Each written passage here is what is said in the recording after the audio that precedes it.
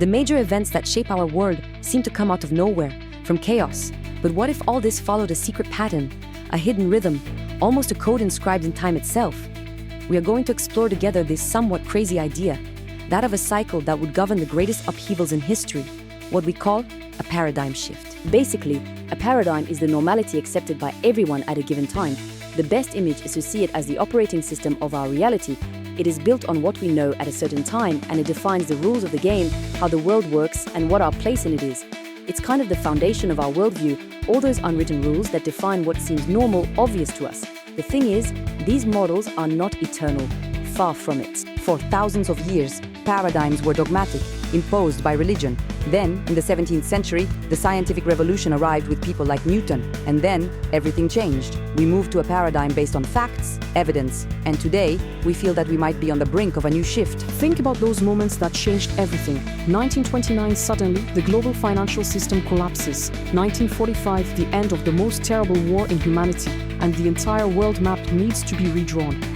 2001, a shock of incredible violence that shifts the planet into a whole new era. And then, closer to us, 2019, a health crisis that puts the entire world on pause and shows us how fragile we are.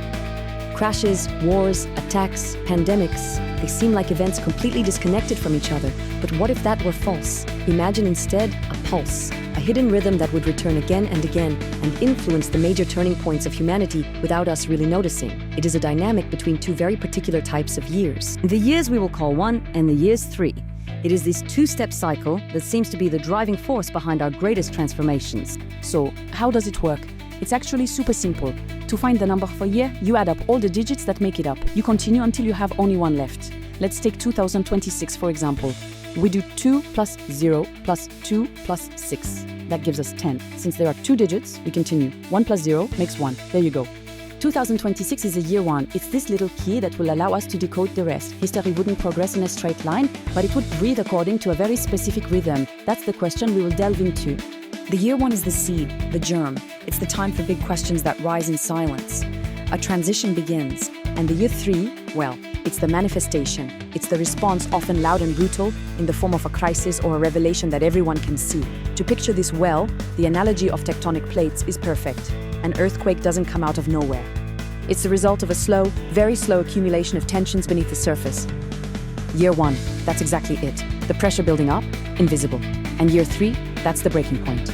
It's the earthquake, the moment when all that accumulated energy is released all at once. Let's take the year 1s. We have 1918, the end of the First World War. 1945, the end of the Second. 1963, the assassination of Kennedy that shatters a certain idea of America. 1990, the German reunification that ends the Cold War. And then 2008, the financial crisis that shakes the system. Each time, it's the end of a world. And now, the year 3. 1929, the Wall Street crash. 2001, the September 11th attacks. 2019, the start of the COVID pandemic. These are not just simple crises, they are earthquakes that have redefined the rules of the game for everyone, overnight. Okay, but if this cycle is indeed real, then it not only explains the past, it gives us a key to read the future. And it seems to tell us that the next big shock is imminent. Our global tectonic plates today are under maximum pressure. Social crisis, energy crisis, geopolitical tensions. The tension is everywhere. It really feels like the world has reached a breaking point. And according to this pattern, the next year, 1, is 2026.